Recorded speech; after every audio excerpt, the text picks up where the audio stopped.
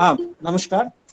Actually सबसे पहले मैं सबको रिक्वेस्ट करूंगा कि आप लोग अपना माइक ऑफ कर लीजिए, सो दैट जो स्पीकर है उनकी आवाज़ सही तरीके से आए। और मैं आगे की कार्रवाई शुरू कर रहा हूँ। मिलाप 1.1 जो आर्टिस्ट के एक मीट हम लोग शुरू किए हैं, ये हम लोग आर्टिस्ट फोरम जमशेदपुर के ऑर्गेनाइज किए हुए, और इस प्रोग्राम को स्पॉन्सर करते हैं धीराम ऑनलाइन आर्ट गैलरी के साथ। विनोद जी भी जुड़ गए हैं, और मेरे ख्याल से उनके काफी स्टूडेंट्स भी हम लोग के साथ है। विनोद जी का थोड़ा सा परिचय इसलिए देना चाहूंगा कि वो विनोद जी इस समय रांची यूनिवर्सिटी के एम फाइन क्लाउड कोर्स को कंडक्ट कर रहे हैं, तो फैकल्टी मेंबर्स में काम कर रहा है, अगर हम गलत नहीं बोल रहे हैं तो। चलो, जो भी है, हमारे मेन उद्देश्य है कि हम लोग एक कोरोना काल में एक दूसरे से जुड़ने के एक मौका मिलते हैं इस प्रोग्राम के तहत, और अपने आर्ट कल्चर को थोड़ा सा अपने आप में थोड़ा सुधार लेते हैं। और आज के हमारे जो 3 स्पीकर्स है, काफी अपने अपनी जगह में काफी माहिरत हासिल किए हैं। जमशेदपुर से 2 कलाकार है, अनूप सिन्हा, तोहिद चानू। तीसरी है प्रबोन राय जो देवघर से है, ये भी काफी अनुभवी कलाकार है। और आज हम लोग उनके मुंह से ही सब कुछ सुनेंगे। पास जाने से पहले मैं धीराम से भी थोड़ा सा रिक्वेस्ट करूंगा कि उनके एक्चुअली एक ऑनलाइन आर्ट गैलरी है जिसके थ्रू उसने मार्केटिंग भी कर रहे हैं, तो उसका बारे में मैं थोड़ा हम लोग आप लोग से थोड़ा सा शेयर करने चाह रहा हूँ। और धीराम को ही मैं रिक्वेस्ट करूंगा, अक्षय को, कि आप अपना मार्केटिंग के बारे में थोड़ा सा बताइए कि इससे आर्टिस्ट कैसे आपके साथ जुड़ सकते हैं, और आप अपना थ्रू सोशल मीडिया आप कैसे मार्केटिंग करते हैं। तो मैं रिक्वेस्ट करूंगा अक्षय को। अक्षय जी। Yeah, thank you, sir. हाँ। First of all, very good evening to all the viewers जितने लोग आज present हुए हैं, और I like to thank you all for taking out time. आप लोगों ने इतना हमारे लिए यहाँ इस इवेंट में ज्वाइन करने के लिए आज टाइम निकाला। दिरम्स आर्ट गैलरी जैसे आप में से काफी लोग अब जानते हैं, और जो लोग नहीं जानते हैं उनके लिए थोड़ा सा छोटा सा एक इन्फॉर्मेशन दे देता हूँ। ये एक ऑनलाइन आर्ट प्लेटफॉर्म जो हमने स्टार्ट किया, इट इज एन इनिशिएटिव जो हमने आर्टिस्ट को विजुअल आर्टिस्ट को प्रमोट करने के लिए वर्ल्ड ओवर स्टार्ट किया है। बिकॉज जब हम लोग ऑनलाइन प्रमोट करते हैं तो बहुत इजी हो जाता है और बहुत रीच बढ़ जाती है हमारी। बहुत घर बैठे हम इस चीज को एनालाइज कर सकते हैं, हैंडल कर सकते हैं, बहुत इजीली मैनेज कर पाते हैं। तो इसलिए हमने इसको एक मार्केट प्लेस की तरह इसको स्टार्ट किया है। मार्केट तो जब हम लोग ऑनलाइन प्रमोट करते हैं तो बहुत इजी हो जाता है हमारे लिए, क्योंकि आर्टिस्ट खुद से अपना एक आर्ट प्रोफाइल एक वेबसाइट पे क्रिएट कर पाता है, और घर बैठे ही अपने आर्टवर्क्स की सिर्फ फोटोज और थोड़े से डिटेल्स को अपलोड करके वो अपने काफी सारे व्यूअर्स तक पहुंच पाता है। एंड दिरम्स इसमें हेल्प करता है to manage their profile online, and उसके बाद उनको प्रमोट करना, उनकी मार्केटिंग मटेरियल बनाना, मार्केटिंग स्ट्रैटेजी बनाना, और भी इस तरह की काफी छोटी और बड़ी चीजें जो एक आर्टिस्ट मार्केटिंग पॉइंट से जो मैनेज नहीं करना चाहता है या फिर जो उसमें एक्स्ट्रा टाइम नहीं यूज करना चाहिए, उस समय वो दिरम्स के ऊपर ये चीज छोड़ सकता है। And we normally handle it. हम लोग उसको सोशल मीडिया के थ्रू और अपने डेटाबेस के थ्रू प्रमोट करते हैं, एंड जब कोई सेल होता है तो हम आर्टिस्ट को हेल्प करते हैं to ship the product, and we manage the money part and the payment part and everything. So this is the whole idea. This is a small detail कि क्या है ये। और अगर किसी भी आर्टिस्ट को लॉग इन करना है, अपना आर्ट पेज बनाना है, और अगर उसे कुछ भी थोड़ा सा भी इशू आ रहा है या फिर उसे कुछ भी जानना है, कोई भी क्वेरी है, तो they can always get in touch with us. हमारा मोबाइल नंबर ऑनलाइन भी बहुत इजीली अवेलेबल है, हमारी वेबसाइट पे अवेलेबल है। Just give us a call and we will help you out to create a profile. हम लोग कार्यक्रम को थोड़ा सा आगे बढ़ाए। लास्ट हम लोग का जो 2 सेशन हुआ था उसमें जो स्पीकर्स के तौर पर जो हम लोग के साथ जो हम लोग को प्रोग्राम को स्पीकर एज ए स्पीकर हम लोग को एड्रेस किए थे, हम लोग अपना कमेटी की तरफ से उनको सर्टिफिकेट देने चाह रहा हूँ। तो मैं रिक्वेस्ट करूंगा धीरम, यस सर। आप एक्चुअली ये सर्टिफिकेट गिवन भी हम लोग ऑनलाइन ही कर रहे हैं, तो उनका नाम पुकारेंगे और धीरे आप उनका ये को शो कीजिएगा थोड़ा सा काइंडली। सबसे पहले मैं फनकार नागेश जी को रिक्वेस्ट करूंगा, आप अपना कैमरा ऑन करके अपना इसमें आइए। मिस्टर नागेश। यस दादा। कहाँ आप? मैं आपको ऑफिशियली आपको ये आज का सर्टिफिकेट हम आपको हैंड ओवर कर रहे हैं। पिछले साल आप पिछले दिन अपने अच्छा प्रोग्राम हम लोग को दिए थे, जो पहला सेशन में आपने बताए थे, और आपको ऑनलाइन हम लोग इसको भेज देंगे। और अगर हम लोग कभी मौका मिले, हम लोग जब एक साथ मिलेंगे तो हम आपको हार्ड कॉपी भी प्रेजेंट कर देंगे। Next thank you. नेक्स्ट हम लोग जयदेव चटर्जी को रिक्वेस्ट करेंगे, काइंडली आप अपना, अगर हमारे साथ है तो काइंडली आप आइए। जयदेव चटर्जी। जयदेव दा शायद नहीं है। चलिए ठीक है, हम लोग आगे बढ़ते हैं।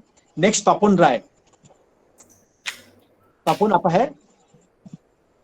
चलिए हम लोग उनको बाई मेल हम लोग उसको अपना सर्टिफिकेट हम लोग हैंड ओवर कर देंगे।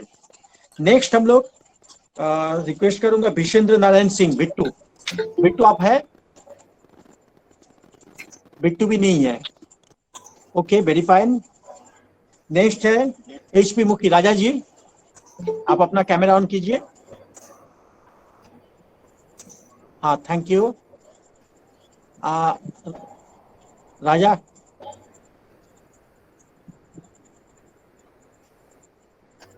ठीक है।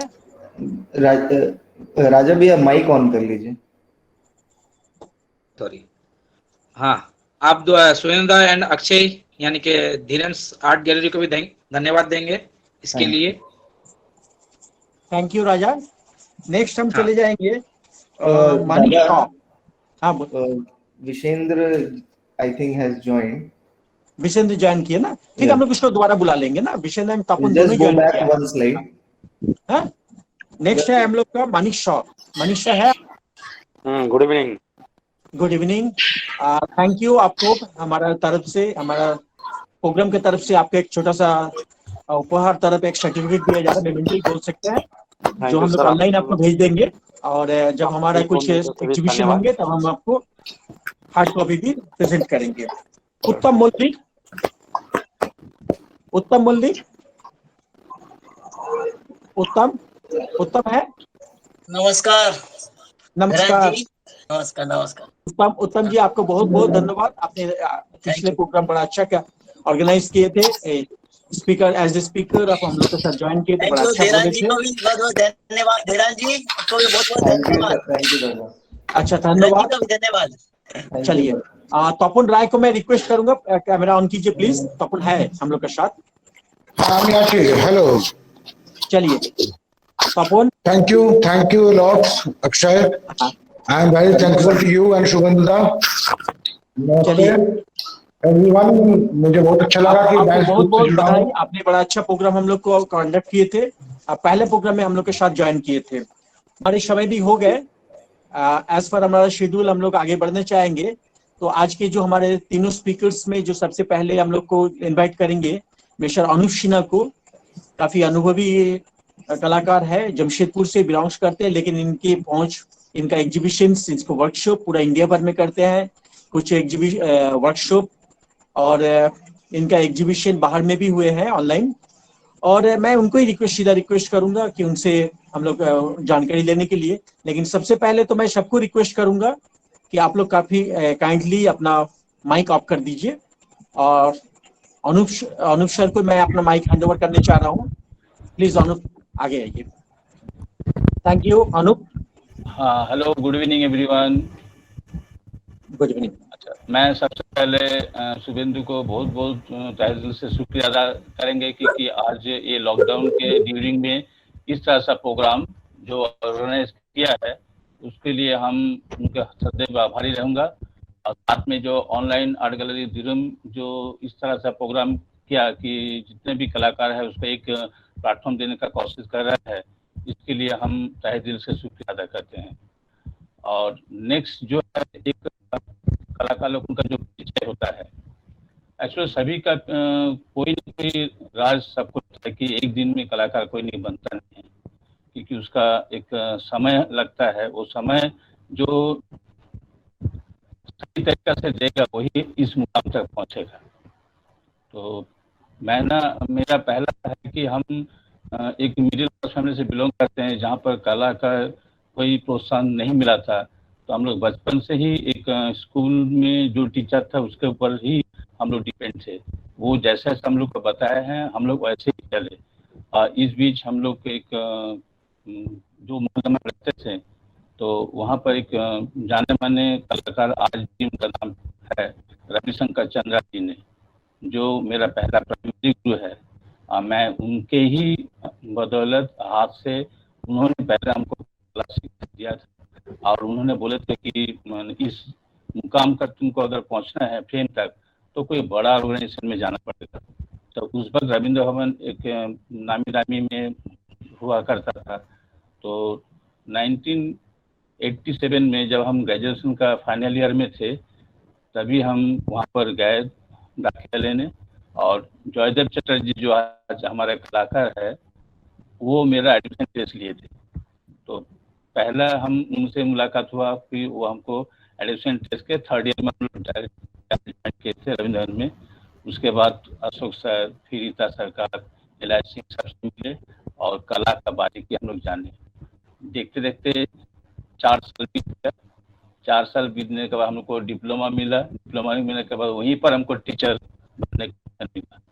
तो इस दरमियान हम लोग एक युवा कलाकार के तौर पर हमको आकाशवाणी से इनवाइट किया था कि 10 मिनट का स्पीच देने के लिए, जो आज हमको याद आया है। 1982 में हमको तभी आकाशवाणी जमशेदपुर पहला रेडियो था, तो हम लोग को युवा कलाकार के तौर पर हम लोग को लेके आया था। तो हम लोग उस वक्त स्पीच दिए थे। तो हम रेम्ब्रेंट का पेंटिंग से बहुत प्रभावित था। उनका जो लाइट, तभी हम लोग को ऑयल पेंटिंग का ही दौर था, और रियलिस्टिक पेंटिंग काफी चलन था। तो हम लोग उसको ही कॉपी करते थे, रेम्ब्रेंट को। उसके बाद धीरे धीरे मॉडर्न पेंटिंग की जो भी आपको समय बीत गया, आज जो ये स्टाइल हम लोग क्रिएट किए, इसके लिए एक मेरा एक गुरु जो है इलाज सिंह, उनका बदौलत है। जो पहला है, देखिए जो मेरा अभी जो फॉर्म है, पिक्सल फॉर्म जो यहाँ पर दिख रहा है, पहला जो पेंटिंग दिख रहा है, देखिए पिक्सल फॉर्म में। तो ये एक ऐसा फॉर्म है जो कि आपको जितना भी आप कीजिए, जैसे देखिए ये एक्वा वर्ल्ड एक तो दिख रहा है। एक्वा वर्ल्ड मतलब मछली का फॉर्म है, जो कि पिक्सल में है। जो आजकल का दौर में जो डिजिटल जो दौर है, आप कोई भी कंप्यूटर जब भी कोई पिक्चर को आप ओपन कीजिएगा, उसको अगर ब्लो अप कीजिएगा तो एक डबल स्क्वायर जैसा आता है, अब वो उसी को बोलता है पिक्सल। तो हमने जब एक ग्राफिक डिजाइन करने लगा, तब ये पिक्सल मेरा दिमाग में आया, और उसको हम पेंटिंग में फॉर्म कर दिया। तो मिस्टर सिंह सर हमको ये प्रोत्साहन किए कि ये फॉर्म में तुम अगर आगे बढ़ के चलोगे, तुमको लाख पेंटिंग करने के बावजूद भी तुम थकोगे नहीं। तो हमको बहुत अच्छा लगा उनका इंस्पिरेशन, और फिर हम उसी कैटेगरी में हम धीरे धीरे करके अपने को डेवलप किया, और इसी मुकाम तक हम आए आप लोगों का सामने। ये जो दिख रहा है स्क्रीन में, ये ट्राइबल आर्ट का एक है, हम लोग के रिसेंट जयपुर में, बांकुड़ा जयपुर में कैम्प में किए थे। लेटेस्ट वर्क में से एक है। इसमें नेक्स्ट दिखाइए। हाँ, तो अभी जो दिख रहा है स्क्रीन में, ये लॉर्ड गणेशा है। ये भी एक देखिए एक स्क्वायर फॉर्म में है, उसमें छोटा छोटा पिक्सल है, कहीं बड़ा पिक्सल है। तो ये एक जियोमेट्रिकल शेप में हम इसलिए किया है कि आज के मॉडर्न एज में कुछ पेंटिंग को चेंजेस को लिए एक अट्रैक्टिव है। ठीक है, हम लोग फॉर्म जो है क्रिएट कर, आर्टिस्ट जो फॉर्म वो अपने से क्रिएट करता है, ऐसा नहीं कि जो हम लोग किसी धारा से चलते रहे हैं। तो ये लास्ट 5 साल, आपका 5000 साल पुराना हिस्ट्री ऑफ आर्ट में है, आप खोजिएगा तो ऐसा फॉर्म पहले हो चुका है, 1200 शताब्दी पहले हुआ था। उसके बाद इसको लेकर के सिर्फ बैकग्राउंड दिया था, लेकिन फॉर्म जो पेंटिंग हो सकता है ये हम कभी सोचे नहीं। लेकिन अभी जैसे कंप्यूटर का दौर आया डिजिटल फॉर्म में, तो तो हम उसको फॉर्म बना लिए। तो जैसे हम फॉर्म बनाए तो एक रिकॉग्नाइज हो गया, that is called signature art. मतलब अब जो है ये मेरा एक अनूप का नाम पे जाना जाएगा, अनूप सिन्हा यही पेंटिंग करते हैं।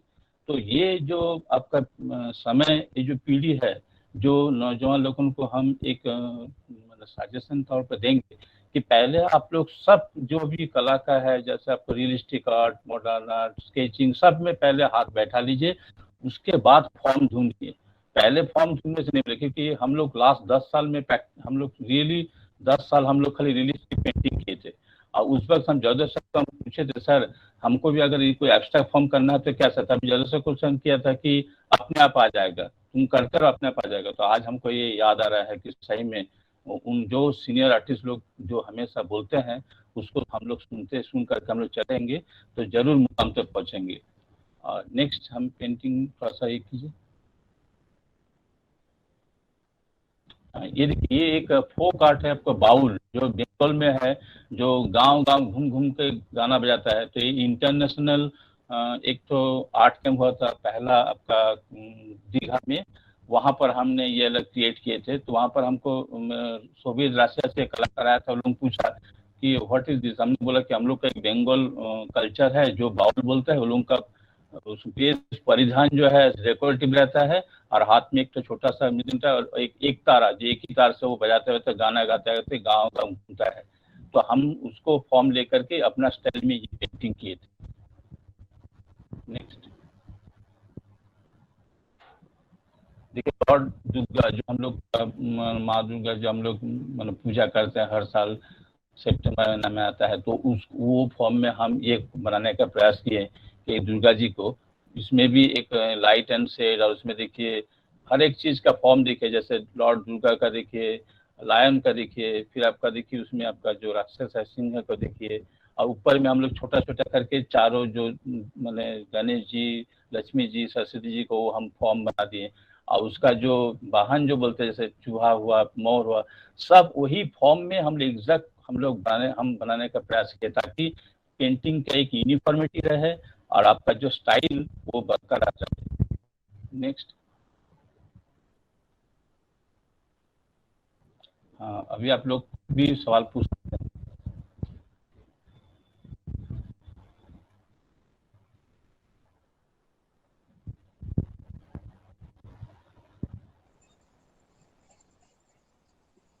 अगर हमारा अनुदा का ये खत्म हुआ अपना सेशन, जी। अगर अनुदा से कोई सवाल पूछने चाहते हैं तो आप लोग कर सकते हैं। अनुदा अपना बारे में तो बताया, अपना पेंटिंग के बारे में बताया। यस, बताइए। काइंडली अपना नाम आप जो नॉर्मल फिगर, जी मेरा नाम शोभित तिवारी है। हाँ, बोलो शोभित। सर, आप जो फिगर रहता है, जो भी जैसे दुर्गा माँ का फिगर, उसको आप पिक्सल में कन्वर्ट कैसे करते हैं? उसको कहाँ कितना पार्ट डालना है, कितना रियलिस्टिक रखना है? एक मेजरमेंट है, हमको छोटा स्पेस में हम ऑटोमेटिक मेजरमेंट करके उसका जो स्क्वायर फॉर्म है छोटा भी बड़ा कर सकते हैं, बड़ा भी कर सकते हैं। ये एक तो कंपोजिशन है, जो कुछ भी छोटा साइज में तुम उसको मिनिमाइज कर सकते हो स्क्वायर को, ठीक है। उसी को फॉर्म लेकर तुमको करना है। कोई भी फिगर, बड़ा फिगर में लेकर तो उसका एक्सपांड हो जाएगा, उसका जो पिक्सल एरिया बड़ा हो जाएगा, और छोटा करेगा तो पिक्सल एरिया भी मिनिमाइज हो जाता है।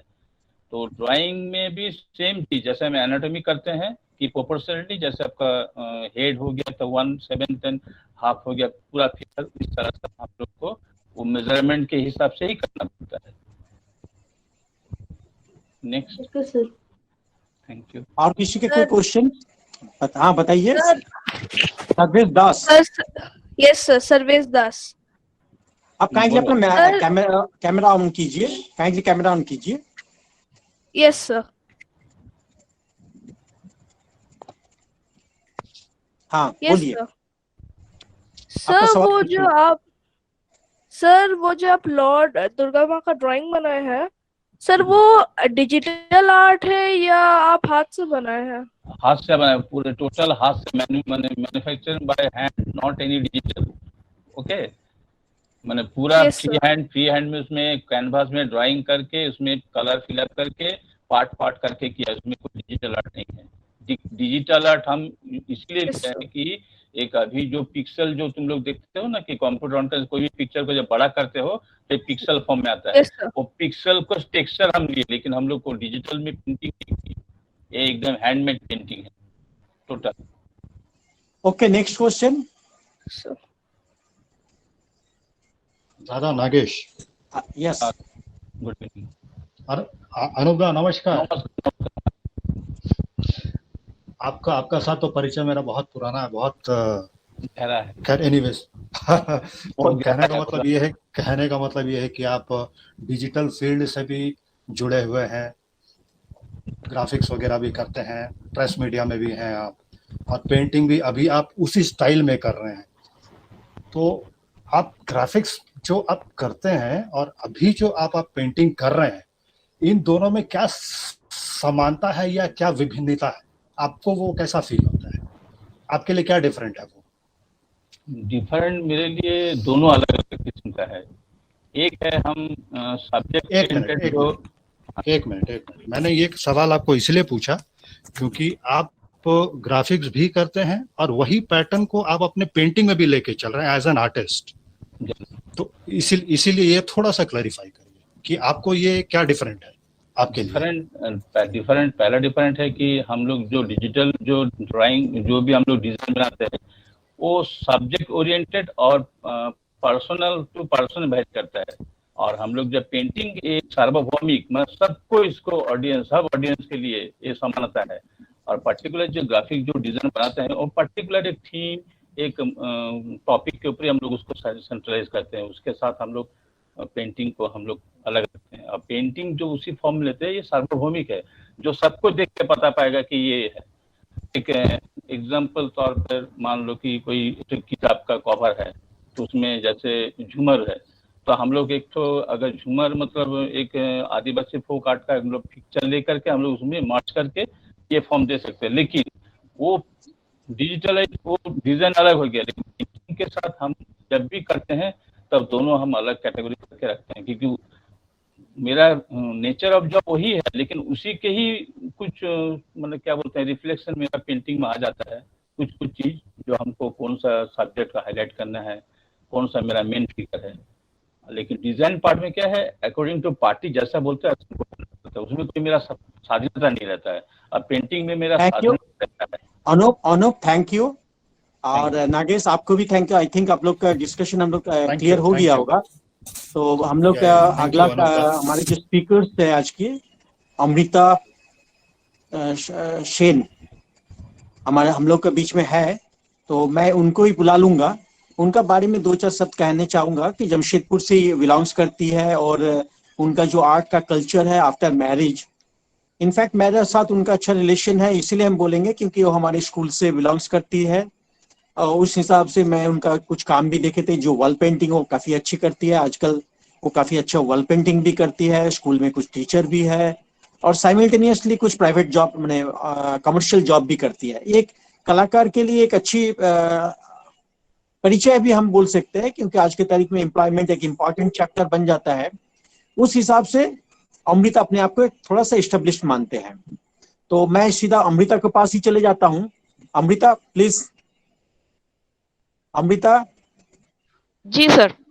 अच्छा, अपना कैमरा ऑन कीजिए। यस, कैमरा ऑन है सर मेरा। हाँ ठीक है, चलिए आप अपना स्टार्ट कीजिए प्लीज।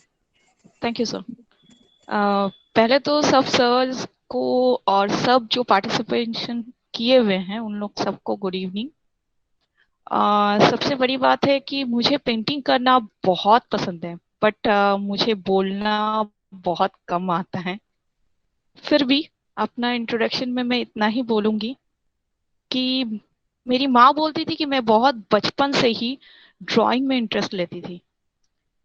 तो करीब 3 साल 4 साल की उम्र से मेरा ड्राइंग स्टार्ट हुआ।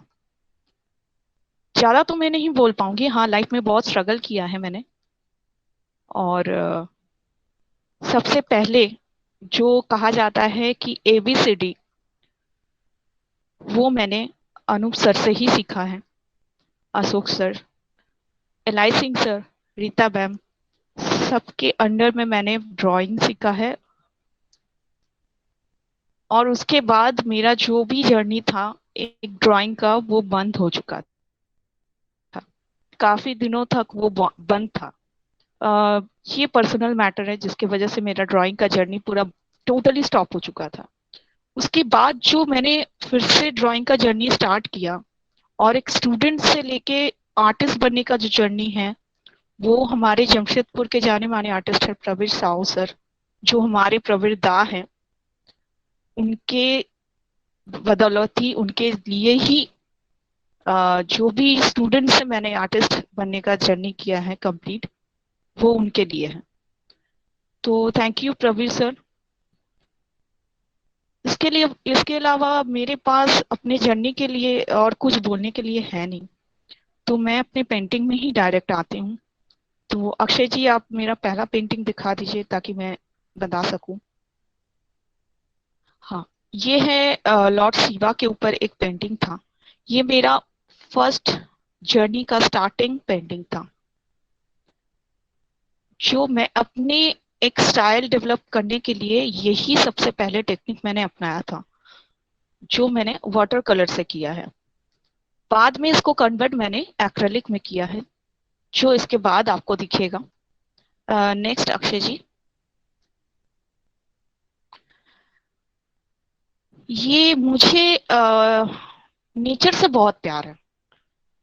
नेचर से प्यार होने की वजह से मेरी पेंटिंग्स में पेड़ पौधे, बर्ड्स, एनिमल्स दिखेंगे। और सच बोलिए तो मुझे एलिफेंट से तो बहुत प्यार है, तो मैंने बहुत सारे पेंटिंग्स एलिफेंट के ऊपर बनाया है, तो उसमें से ये एक है। और सबसे बड़ी बात है कि मुझे अपने पेंटिंग्स में हर तरीके का रंग यूज करना, कलर यूज करना मुझे बहुत पसंद है। एक पेंटिंग में मैं जितना कलर डाल सकती हूँ उतना मैं डालने का कोशिश करती हूँ। नेक्स्ट।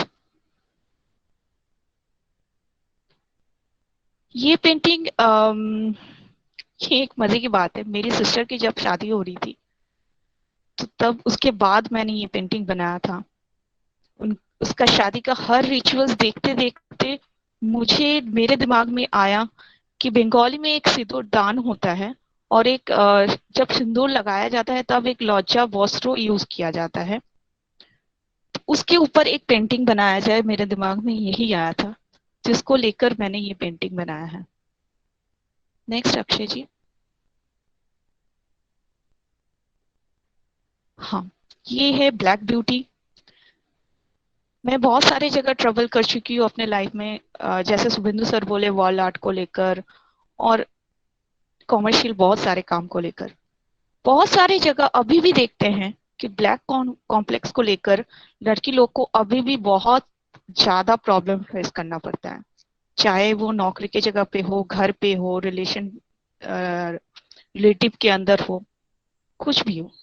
लेकिन मैं मानती हूँ कॉम्प्लेक्स ज्यादा इंपॉर्टेंट नहीं होता है। Black is gold.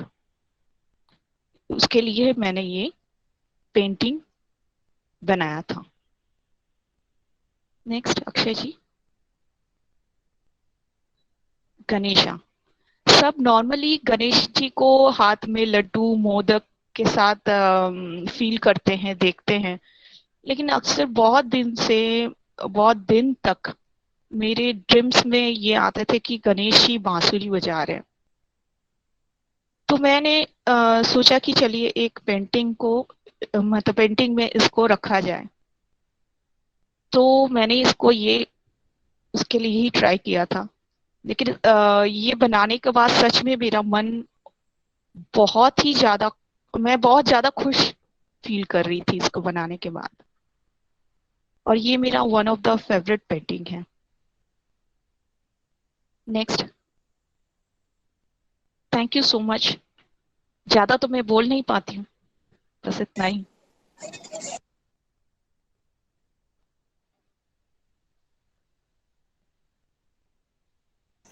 दादा माइक ऑन कर लीजिए। हाँ, मैं सबसे रिक्वेस्ट करूंगा, अगर अमृता से कोई सवाल है तो पूछ सकते हैं आप लोग।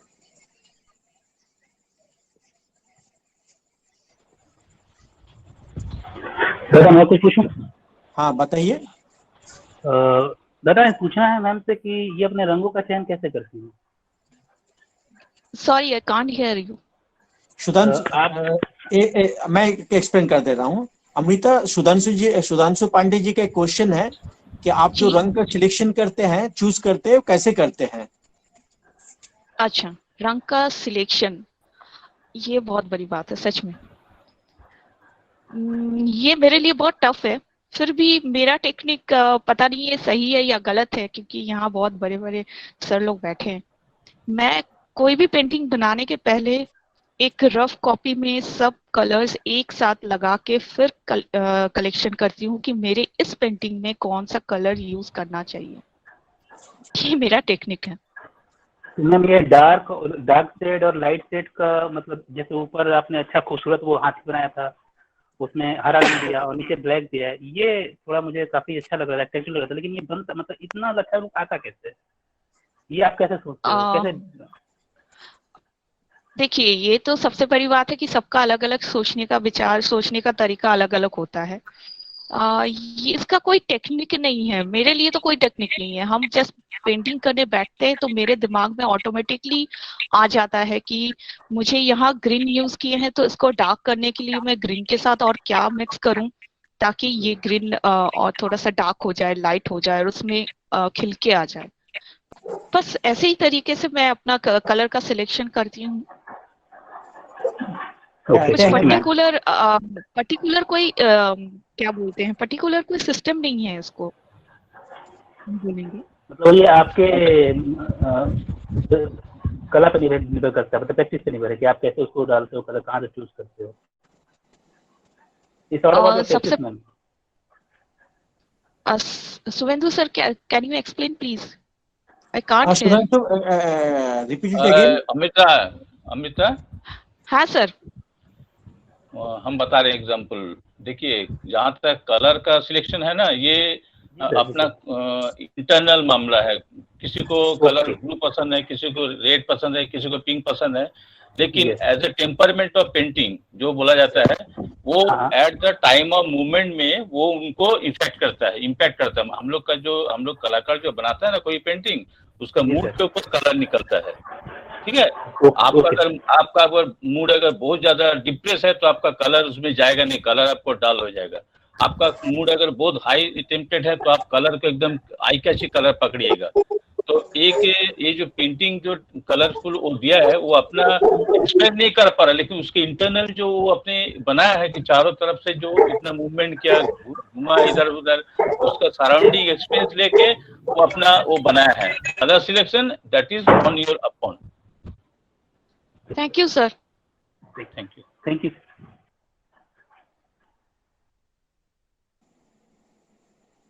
Thank you Amrita. बोलते हैं एक कहावत है, पेंटिंग जो है ये अंदर की चीज है, ये अपना सेल्फ कॉन्शियसनेस से क्रिएट होता है, ये भगवान का देन है। और आपने जो बनाते हैं ये इनसाइट से, अपना एक प्रेरणा से बनती है। और बोला जाता है कि पेंटिंग जब किया जाता है तो उस समय पेंटिंग एक लाइवनेस क्रिएट करते हैं। वो अपने आप को कहते हैं कि हमें लाल चाहिए, ब्लू चाहिए, हरा चाहिए, वो अपना चीज है। ये सही बात है, हर कलाकार इस तरह का विचार को व्यक्त करना हमेशा सहज नहीं होता है। हाँ, किसी कलाकारों का एक पैशनेटेड कलर होते हैं कि हमने लाल से पैशनेटेड है, ब्लू से पैशनेटेड है, वो अपनी बात है।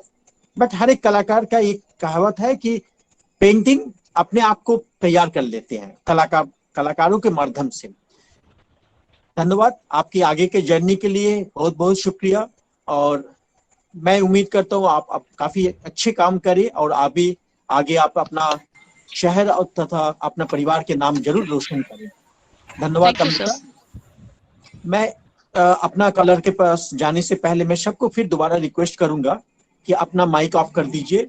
और एक चीज बता रहा हूँ, हमारे साथ जो भी लोग जुड़े हुए हैं, हम लोग सबसे परिचित नहीं हो पा रहे, तो हम लोग एक मैसेज आपको दे रहे जिसमें गूगल फॉर्म दिया जा रहा, उसमें काइंडली अपना फिलअप करके हम लोग को रिटर्न भेजिए, सो दैट हम लोग का जब भी हम लोग इस तरह का प्रोग्राम ऑर्गेनाइज करेंगे मैं आपके साथ सीधा संपर्क में आ जाऊंगा। तो मैं अगला हमारे जो स्पीकर्स को बुलाने जा रहे हैं देवघर से बिलोंग्स करते हैं मिस्टर प्रबुन राय। उनको बुलाने से पहले मैं 2-4 एक्सपीरियंस उनके साथ जो मेरा जो एक्सपीरियंस है वो शेयर करने चाह रहा हूँ। आप सब जानते हैं जमशेदपुर में तथा झारखंड में एज ए जंकमैन के नाम से मेरे को थोड़ा लोग पहचानते हैं, और मैं बड़ा फख्र के साथ अपने आप को जंकमैन की परिचय देता हूँ कि मैं जंकमैन हूँ। बट ये नाम देने के पीछे, ये नाम के पीछे कोई एक शख्सियत का बहुत बड़ा हाथ है। आप बोल सकते, यूं कह सकता है कि मेरा सिर में एक हाथ है और उन्हीं का देन है आज मैं आप लोगों का बीच मैं अपने आप को जंकमैन के तौर पर परिचय देता हूँ। हमारे पास समय तो बहुत कम है, फिर भी थोड़ा सा आपसे परिचय समय लेके हम बोलूंगा। हम लोग देवघर में एक वर्कशॉप में अटेंड करने गए थे। उसने प्रबुन जी ने मेरे को चैलेंज कर दिए थे कि शुभेंदु दा आपको जंक में काम करना है। मैं उस समय सही बात बता रहा हूँ, मुझे तो बहुत चिंता में पड़ गए थे कि मुझे कैसे बनाना है, क्योंकि मैं सही बात में इसका पहले मैं जंक में कुछ काम नहीं किए थे। लेकिन पता नहीं उनका एक इंस्पिरेशन था, प्रेरणा था और उनका टीम का एक बहुत अच्छा कोऑर्डिनेशन था। मुझे लगा कि हमको जरूर करना है। हम लोग 2 दिन तक सोचते रहे क्या बनाऊंगा, मुझे मालूम नहीं था। वहां के जो जंक्स का जो गोडाउन था वो सब में खोजते रहा, कहीं कुछ नहीं मिले। आखिर में प्रबुन बोला कि एक काम कीजिए, मेरे घर में आओ, मैंने कुछ काम करने के लिए रखे, आप देख लीजिए। तो उसने मेरे से कुछ साइकिल का रिंग दिए, कुछ रॉड दिए, इस तरह का कुछ दिए थे और फाइनली मैंने कुछ बना के उनको दिया। मुझे मालूम नहीं है कितना अच्छा हुआ, लेकिन मुझे एक कॉन्फिडेंस ग्रो किया और मैं जमशेदपुर में आके मैं फिर जिसको अप्रोच किया तो उसका बाद ही मेरा, आप लोग देखे होंगे कि जमशेदपुर में मैंने करीब करीब 107-105 जंक में काम किए थे। उनका पीछे पूरी प्रबुन राय के ही हाथ है। प्रबुन राय सही मायने में एक तो कलाकार तो जरूर है, लेकिन उससे भी बड़ी बात है एक आर्ट ओरिएटर है, आर्ट क्रिएटर भी है। बहुत आर्टिस्ट को उसने माने जमीन में लेके आए हैं। वो हर साल एक आर्ट वर्कशॉप करते हैं, इससे काफी आर्टिस्ट को परिचय दिलाया। प्रैक्टिकली मैं अगर झारखंड में अपना परिचय बना पाया वो थ्रू प्रबुन के चलते। वो हमारी अच्छे मित्र भी है, मैं उनको हमेशा उसको फॉलो करते रहता हूँ। हाँ, ये बात भी सही है, कभी उनका जरूरत पड़ने से टेराकोटा के मामले में कभी कभार मुझे फोन करते हैं, अगर मेरे से कुछ नॉलेज शेयर करते हैं तो हम करते हैं। लेकिन जो भी है, आज हम लोग उनको मिला है, ये मेरे लिए एक बड़ा खुशी की बात है। और इसका पहले भी आर्टिस्ट फोरम ऑफ जमशेदपुर में उसने कुछ प्रोग्राम करके गए थे। तो और आप बात आगे नहीं बढ़ाएंगे क्योंकि समय का भी हमारे प्रबंध है, बहुत ज्यादा समय हम लोग नहीं ले सकते, 10 बजे के अंदर ही कंप्लीट करना है। तो मैं प्रबुन से ही रिक्वेस्ट करूंगा, काइंडली आप अपना माइक और कैमरा ऑन करके आप हम लोग के साथ जुड़िए प्लीज। प्रबुन राय। ओके, नमस्कार। शुभेंदु दा मेरे बारे बहुत सारे बढ़ा चढ़ा के बोले। शुभेंदु दा मेरे एल्डर ब्रदर हैं और आज इस मीटिंग में अभी मैं देख रहा हूँ 54 आर्टिस्ट ज्वाइन किए हुए हैं और इस 54 आर्टिस्ट में से बहुतों से हमारा पर्सनली रिलेशन है, परिचय है। हाल में अनूप जी से भी परिचय हुआ दीघा में, और बहुतों से परिचय नहीं है, रूबरू नहीं है, सामना सामनी, पर जानते हैं एक दूसरे को, क्योंकि झारखंड एक छोटा सा स्टेट है। इस स्टेट में एक दूसरे कलाकार को जानते ही हैं। इस महामारी के समय जब सब एक दूसरे से दूर हो गए, उस समय एक ऐसा प्रोग्राम ऑर्गेनाइज करने के लिए मैं मिस्टर अक्षय जी को बहुत बहुत धन्यवाद देते हैं और सारे प्रोग्राम के जो कोऑर्डिनेटर हैं शुभेंदु दा, उनको फिर से एक बार धन्यवाद देते हैं मुझे जोड़ने के लिए। ऐसे बहुत सारे आर्टिस्टों का सुनता हूं या जिनका भी ऑटोबायोग्राफी पढ़ता हूं, देखता हूं जो अपना स्ट्रगल के बाद ज्यादा करता है। और सही बात है, जो हम ऐसे फील्ड से बिलोंग करते हैं, विजुअल आर्ट से, जो हमको बहुत स्ट्रगल करके आगे बढ़ना पड़ता है। तो इसलिए उस मुद्दे पे हम नहीं जाएंगे, क्योंकि मेरा स्ट्रगल भी बहुत ज़्यादा कष्टदायक रहा। हम एक ऐसे जगह से आगे आए हैं, देवघर, जो आप लोग सबको जानते होंगे, जो बाबा बैद्यनाथ धाम के नाम से जाना जाता है, वहाँ 2 ही क्लास का कनेक्शन है, एक पुजारी और एक पूजा करने वाले। सब यहाँ बाबा को जल चढ़ाने आते हैं, या विभिन्न आश्रम है, आश्रम में आते हैं। यहाँ आर्ट का कोई फील्ड नहीं था, तो इस हिसाब से बोलने से थोड़ा सा ज्यादा ही हो जाएगा, पर मैं दावे के साथ कह सकता हूँ जो 100 साल का हिस्ट्री जो देवघर का मैं देखा हूँ, वहाँ पे कई बड़े बड़े कलाकार आए रहे, पर I am the first man to organised a art fair, art institution, art exhibition. लोगों को आर्ट क्या होता है ये मैं समझा सका। मैं जब यहाँ पे पेंटिंग शुरू किया था तो painting means sign board painting या wall painting. Wall painting means आज के डेट में जो आर्टिस्ट वॉल पेंटिंग करता है वो वॉल पेंटिंग नहीं, दीवार में जो थम्स अप और कोको कोला का प्रचार लिखा जाता था वो वॉल पेंटिंग। उस जगह से अपने जुनून के बल पे या कुछ वेल विशर के मदद से मुझे आर्ट कॉलेज में चांस मिला। मैं एक ही आर्ट कॉलेज में ट्राई किया, इंडियन आर्ट कॉलेज में, और वहाँ फर्स्ट टाइम हमको चांस मिल गया। पर अपने आर्थिक अवस्था खराब होने के कारण मैं पेंटिंग्स में नहीं जाके अप्लाइड आर्ट में गया, जो कुछ ही दिन में हम अर्न कर सकेंगे। और पर टाइम में उसी समय से फर्स्ट ईयर सेकेंड ईयर से मैं कुमारटूली में जाके मिट्टी का मूर्ति बनाता था। उस जमाने में सिनेमा का बड़ा बड़ा होर्डिंग बनता था। आज जो फ्लेक्स में बनता है, उस समय बहुत बड़ा बड़ा होर्डिंग बनता था रातों रात रिलीज होने के पहले। फ्राइडे नॉर्मली मूवी सब रिलीज होता है, तो वेडनेसडे एंड थर्सडे वो होर्डिंग बनता था। तो उन लोगों के पास 10 रुपया रोजाना में काम करता था। तो वो सब तो मैं करता था अपना रोजी रोटी चलाने के लिए, और भी जो भी काम करता था, इलस्ट्रेशन का काम करता था, वो रोजी रोटी चलाने के लिए। पर वो रोजी रोटी चलाने के लिए जो वैरायटीज ऑफ आर्ट फॉर्म को मैं किया का ऊपर काम किया, वैरायटीज ऑफ आर्ट फॉर्म पे, वो मुझे बहुत कुछ सिखा दिया। ये मेरा एक बहुत बड़ा गेन हुआ, जो मैं बहुत सारे आर्ट के जो सब फील्ड है उस पे काम सीखा। टेक्सटाइल डिजाइनिंग सीखा, कपड़े के फैक्ट्री में जाके श्रीरामपुर में काम करता था, स्क्रीन प्रिंटर के पास जाके काम करता था पैसा कमाने के लिए। पर उसमें उस जमाने में स्क्रीन प्रिंटिंग बहुत नया था, तो ये सब करके मैं बहुत कुछ सीख गया। और घटनाक्रम में कुछ दिन फ्रीलांस जॉब इधर उधर करके फिर घर चले आया। घर चले आया मीन्स फिर कलकत्ता से देवघर चले आया। देवघर में आके जब शुरुआत में मुझे था जो कैसे हम आर्ट सीखेंगे, और सीखने के बाद लगा जो अपने आप को कैसे एस्टेब्लिश करेंगे। सीखने के बाद फिर वही प्रॉब्लम मेरे साथ फेस करना पड़ा। जो यहाँ के लोग उस समय एक सीबीएसई के स्कूल के प्रिंसिपल लोग को नहीं पता था सीट एंड ड्रॉ कंपटीशन क्या होता है। उस जगह से मैं आज एक ऐसा प्लेटफॉर्म तैयार किया हूँ जो कर पाया हूँ, जो करीब 100 आर्टिस्ट यहाँ से आर्ट कॉलेज, नीट, ईप्ट, एनआईडी वगैरह में पास आउट करके नेशनली इंटरनेशनली अपने आप को एस्टेब्लिश किया है। ये मेरा जीवन का सबसे बड़ा अचीवमेंट है। जो शुभेंदु दा बोले, हम अपने आप को मैंने as a artist, as a painter कितना सक्सेस कर पाए हैं पता नहीं, पर एज ए ऑर्गेनाइजर हम सेटिस्फाइड है जो हम बहुत बड़ा काम कर पाए हैं देवघर में, एक पठारी क्षेत्र में, जहाँ पे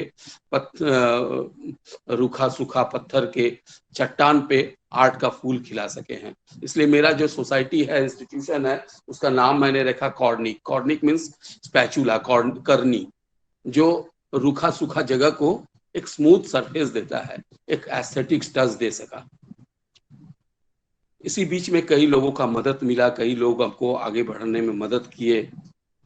जैसे अभी हमारे साथ हैं विनोद रंजन, दिनेश सिंह, इन लोग हमको आर्ट एंड कल्चर डिपार्टमेंट से जोड़े। यहाँ के कुछ उपायुक्त लोग हमको ये कल्चरल मिनिस्ट्री से जुड़े दिल्ली से करके हमारा एक ऑर्गेनाइजिंग पावर बढ़ा और मैं कोऑर्डिनेटर के रूप में सक्सेस बन पाया। बहुत बड़े बड़े प्रोग्राम किया, आर्ट का, विजुअल आर्ट का, फोक आर्ट का। और मैं अपना जो पेंटिंग का स्टाइल है वो बहुत ज्यादा डेवलप नहीं कर पाया। ये मैं अपना कमी महसूस करता हूँ एवं बोल रहा हूँ फेस टू फेस, जब वो मैं बहुत ज्यादा नहीं कर पाया क्योंकि मेरे अंदर एक फोक स्टाइल, फोक एसेंस शुरुआत से था। नेचर लव को हमारा है, हम गार्डनिंग करते हैं, पहाड़ पर्वत में जाके बैठे रहते हैं, रात रात दिन दिन भर मसान में जाके बैठे रहते हैं, नदी किनारे बैठे रहते हैं। तो वो जो एसेंस है हमारे अंदर मेरे पेंटिंग में रिफ्लेक्ट हुआ। दूसरा क्या है, जो रिलीजियस प्लेस में रहने के कारण, आश्रम से जुड़े हुए रहने के कारण, सत्संग आश्रम है यहाँ पे, उससे हमारा हम 2 जनरेशन से जुड़े हुए हैं। मेरे फादर वहाँ चले आए थे नॉर्थ बंगाल जलपाईगुड़ी से, तो हमारे अंदर एक रिलीजियस मेंटालिटी काम किया। बट हम उस हिसाब से कह सकते हैं जो हम पूजा पाठ नहीं करते हैं, हम नास्तिक हैं। पर इंडियन जो सनातन धर्म है उसका जो हर एक फॉर्म है, हर एक रिचुअल्स है, वो मुझे बहुत अच्छा लगता है। सब लगता है जो नेचर टू लव है, नेचर टू लव है। नेचर को लेके ही ईश्वर तत्व है, नेचर को लेके ही पृथ्वी का सारे चीज जुड़े हुए हैं। हम उस हिसाब से धार्मिक है, पूर्ण रूप से धार्मिक है। पर जो पूजा पाठ करने का बात है वो हम नहीं करते हैं, ना हम बहुत ज्यादा विश्वास रखते हैं, मेरा पर्सनल विश्वास है। तो ये हम पिछले कई सालों से पेंटिंग में अपना वो जो हिंदू सनातन धर्म के जो रिचुअल्स है उस पे लेके ही काम करते हैं। या हमारा जो वेद पुराण है, वेद के अलग अलग मंत्र को लेकर, महाभारत का पार्ट को लेकर, रामायण के पार्ट को लेकर, not figurative, semi abstract painting करते हैं। मीडियम में हम कई मीडियम का यूज करते हैं, जैसे कि मेरा फेवरेट मीडियम है वाटर कलर, बट हम एक्रेलिक में ज्यादा काम करते हैं। वो हमको ज्यादा करने में अच्छा लगता है क्योंकि वो फास्ट कर सकते हैं। ऑयल हम बहुत ज्यादा प्रेफरेबल नहीं महसूस करते हैं क्योंकि ऑयल में बहुत ज्यादा टाइम लगता है, बहुत टाइम टेकिंग होता है ऑयल, इसके लिए हम ऑयल में ज्यादा काम नहीं कर सकते हैं। तो यही मेरा परिचय रहा और भाग्यक्रम में इंडिया का करीब सभी गैलरीज में मैं शो कर चुका हूँ। विदेश यात्रा 5-6 बार कर चुका हूँ, यूएई में, यूरोप में, एशियन कुछ कंट्रीज में मैं टूर कर चुका हूँ, अपना एग्जीबिशन कर चुका हूँ, आर्ट रेसिडेंसी में पार्टिसिपेट कर चुका हूँ। एक परिचय बना ले सका इतने सालों में।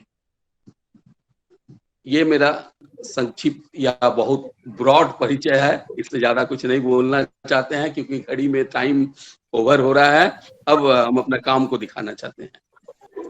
हाँ, ये लास्ट ईयर मैंने एक सीरीज ऑफ पेंटिंग्स किया था, जैसे अभी बताया जो रिलीजियस हमारे इंडियन रिचुअल्स को लेकर। तो ये रिचुअल्स नहीं है, जो हम लोग जो दुर्गा का पूजा करते हैं तो 19 रूप का आराधना करते हैं, 19 इमेजेस। उस इमेजेस को मैं सेमी एब्स्ट्रैक्ट में, क्योंकि हम थोड़ा सा बोलने भूल गए, इंडियन जो फोक स्टाइल है, ट्राइबल स्टाइल है, उससे इंस्पायर्ड हूँ। और यूरोपियन पेंटिंग जब स्टडी किया तो उसमें मैं सबसे ज्यादा इंस्पायर्ड हुआ साल्वाडोर दाली से, सररियलिज्म से।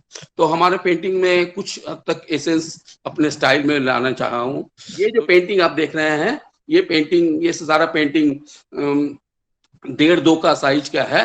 तो ये प्योर टेम्परा है, मिनिएचरी टेम्परा बोल सकते हैं। बहुत फाइन वर्क है इसमें, टेक्सचर का काम है, टेक्सचर पे ज्यादा ध्यान देते हैं, वॉश करते हैं 10, 20, 15 से 25 टाइम्स तक हम वॉश करते हैं पेंटिंग को।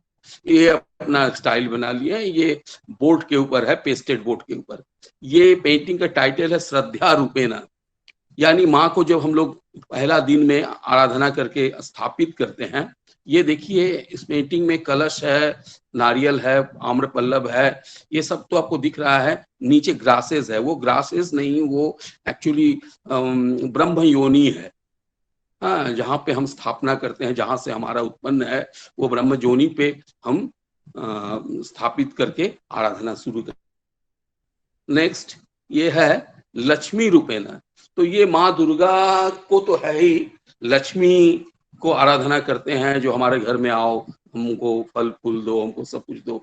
और दूसरे जो हमारे घर में जो किसी औरत आती है, कभी वो भाभी के रूप में, कभी पत्नी के रूप में कोई आती है, तो वो लक्ष्मी आती है। ये हमारे हिंदू रिचुअल्स में आप देखे हैं, वो कलश को पांव से गिरा के, बाएं पांव से गिरा के उसमें धान चावल को घर में छींट देती है, जो तुम्हारा घर आज से भरा पड़ा रहेगा।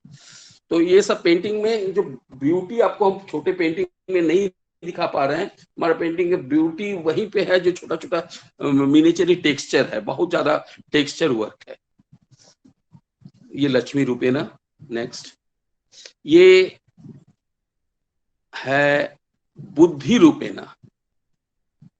देवी का या माँ का जो बुद्धि हमारे अंदर प्रस्फुटित होता है, हमारे समाज में प्रस्फुटित होता है, सारा दुनिया उससे उज्ज्वलित होता है, ज्ञान विकसित होता है, वो बुद्धि का विकास को हम यहाँ पे दर्शाने की कोशिश किए हैं थ्रू थर्ड आई। ये तो ब्रेन का फॉर्म आपको समझ में आता होगा, और वो थर्ड आई से हम माँ देवी को, देवी दुर्गा को या माँ को, या जो भी भगवती बोलिए, उनको हम दर्शाने की कोशिश किए। नेक्स्ट ये आपको दिख रहा होगा कुछ एक पॉन्ड की जैसा फॉर्म है, सन है, और बहुत सारा लोटस लीफ जैसा है, जो छोटे छोटे छोटे छोटे स्टिक में लगा हुआ है। और वो लोटस लीव्स क्या है? सेवा, दया, वर, अभय। तो ये पेंटिंग का टाइटल है दया रूपेण। माँ का जो 9-10 हाथ है, 10 हाथ से वो हमको दया कर रही है, हमको वर अभय दे रही है।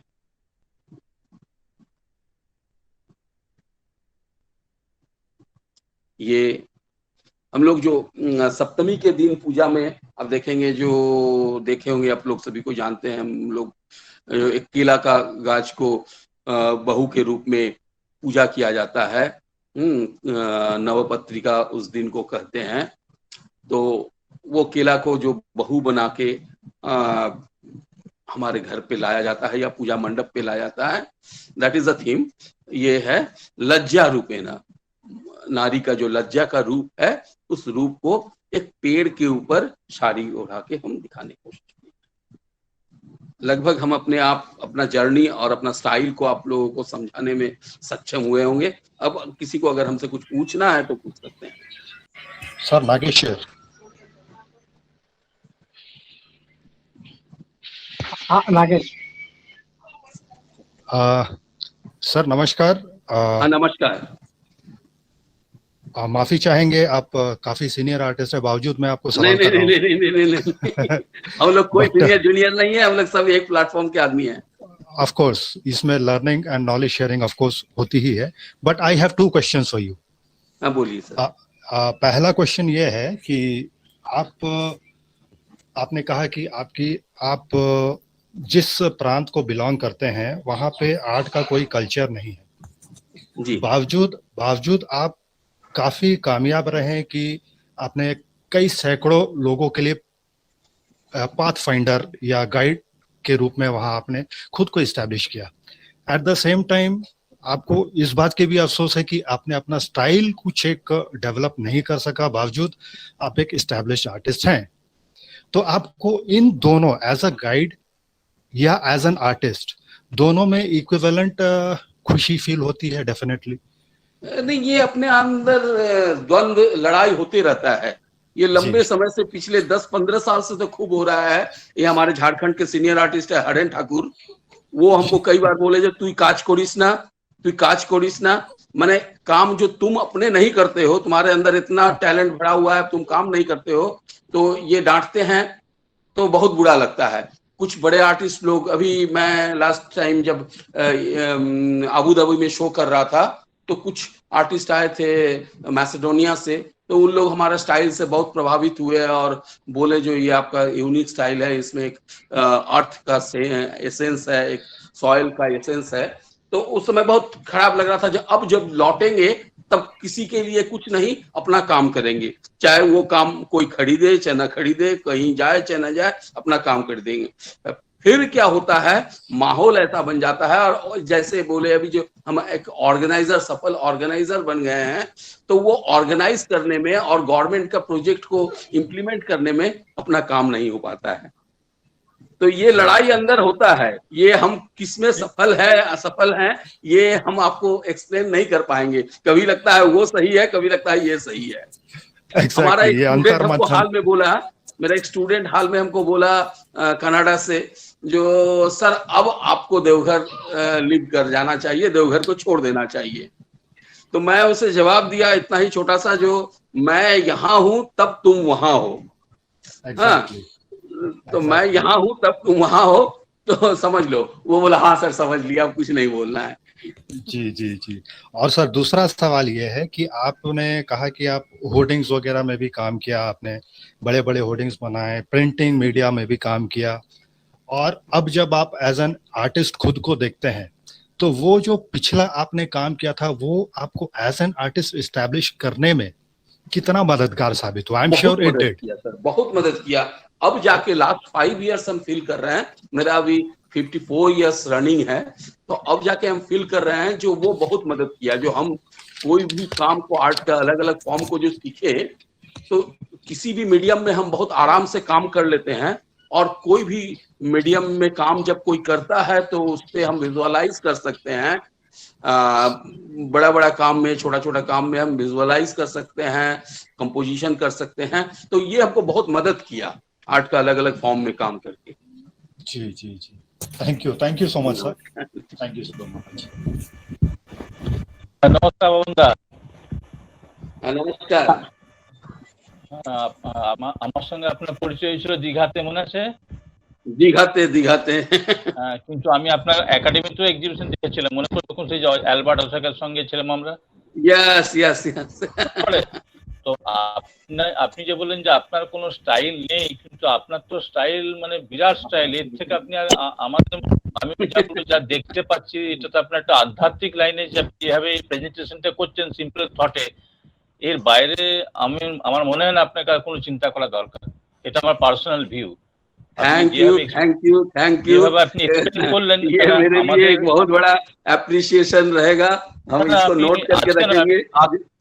অনেকদিন ধরে আপনার ছবি দেখছি, আপনি যে ফর্মটা নিয়েছেন ওটা অসাধারণ, ওটা সবার দ্বারা হবে না। ওটার মধ্যে এতটা ডেপথ রয়েছে যে ওটা আপনি মানে হয়তো বানাবার সময় আপনার মধ্যে সেই জিনিসটা আসছে, কিন্তু আমরা যে ভিউয়ার যে দেখছি, যেটা আপনি এখন এক্সপ্লেন করলেন না, এটা সত্যি খুব ভালো লাগলো। এবং আমি চাইবো আপনি ওই এত আমাদের আধ্যাত্মিক লাইনে অনেক কিছু আছে, ওই থিম ধরে আপনি এগোন। আমার হিসাবে মনে ওইটাই মনে ভালো লাগবে আমার। এটা আমার personal opinion. Thank you Anup. फनकार नागेश, एक अच्छा सवाल हम लोग से आपसे मिला, और ऑब्वियसली प्रभुन हमारे फ्रेंड ही बोलेंगे, वो अच्छी रहेंगे। और बड़ा अच्छा हम लोग को एक्सप्लेन किया उनके जर्नी के बारे में, उनका काम के बारे में। प्रैक्टिकली मैं उनका सबसे बड़ा फैन तो जरूर हूँ। आज मैं जहाँ भी हूँ उसका एक बहुत बड़ा पार्ट प्रभुन ही है। मैं उसको इसलिए तहे दिल से उनका शुक्रिया जरूर करता हूँ। और हमारे समय भी हमें बार बार नॉक कर रहे हैं, इसीलिए आज की नहीं चाहते हुए भी हम लोग को आज का प्रोग्राम खत्म करना पड़ेंगे। लेकिन खत्म करने से पहले मैं 2-4 बात कहने चाह रहा हूँ। हमारे ये जो इवेंट होते हैं, ये हर शनिवार को रात को 9 बजे हम लोग करने की कोशिश करते हैं, रात को 9 से 10 बजे, जिसमें 3 कलाकारों को हम लोग कुछ सुनते हैं, उनके जर्नी के बारे में सुनते हैं, उनके काम के बारे में सुनते हैं, और इससे हम लोग अपने आप में एक प्रेरणा लेते हैं। ये बात सही है कि हर कलाकारों का अपना अपना एक कहानी है जर्नी की, जो आगे हर कलाकारों को इंस्पायर करने के लिए काम आता है। ये हम सबको जानना चाहिए। जरूर उनका काम के बारे में भी हम लोग को जानना चाहिए। ये हमारी जर्नी रहा और हम लोग इससे कोशिश रहा, हम लोग और भी आगे काम करते रहेंगे। जो भी कलाकार हम लोग के साथ जुड़ने चाहते हैं हम लोग का साथ जुड़ सकते हैं। आप लोगों को हम लोग एक गूगल फॉर्म भेजे हैं, वो काइंडली फिलअप करके भेजिए, जिससे हम लोग आपके साथ जुड़ जाएंगे।